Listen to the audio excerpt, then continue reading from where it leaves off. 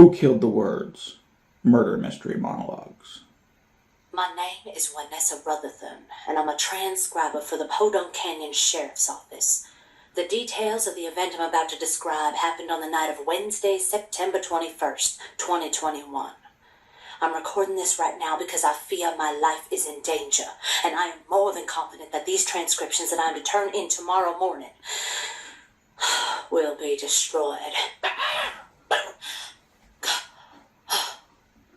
It's okay. It's just the cat. I really don't have time to explain everything that's going on right now. I'll have to make another recording later with more of the details. That is, if I'm still alive. But I will try to at least relay everything that was said and done during this horrific evening. I might be skipping around through my notes, so the order will not be 100% accurate. And just as a warning to whomever it is that listens to this recording, there will be graphic moments. It was exactly 10:14 p.m. when I pulled into the parking lot of the Hexagon Hideaway, a nightclub and lounge located on the lower east side of the city, on the corner of 6th and Hathaway. A call was received about 30 minutes prior from the lounge owner, who had reported a double homicide. The inspector, Lance Gideon, pulled into the parking lot 1 minute after I did. One large poster on the front of the door read, "The Lyrical Last One Standing, Poetry Slam, with a feature poet from Charlotte, Galadriel Rebus." We entered the establishment to see everyone in the place sitting on top of the bar, with the exception of the 2 men with shotguns that were guarding them all. Most of the people sitting on the bar were wearing handwritten name tags, but instead of names, they all had titles. The 2 men with guns had no name tags. One was a long-haired, middle-aged man with a double-barrel sawed-off shotgun. We quickly find out he is the bar owner, named Wallace Reed. Standing beside him was a slightly younger man holding a single-barrel sawed-off shotgun, who was the bar owner's bartender, Samson Petler. In the corner of the room, there was a small stage. The tables and chairs in front of the stage were all in disarray, and many had been knocked over. There was also a shattered chair next to the front door, under a slew of light switches.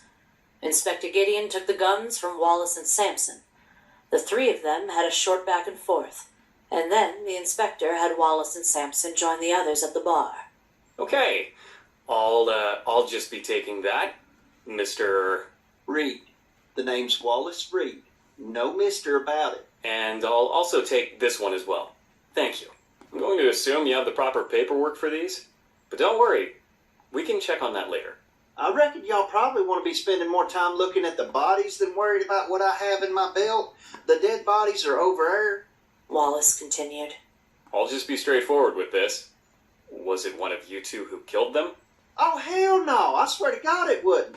No, the lights were out for a while, and then when they came back on, 2 people were dead, and not even one of these people was fessed up to it. So we was just keeping them stationary till y'all got here. I thank you for that. You can go over and join the others at the bar now. Okay, well, sure, whatever, but I'm gonna want my gun back before you leave. Yeah, I'm gonna want mine back too. But I want mine back right now. The bartender chimed in.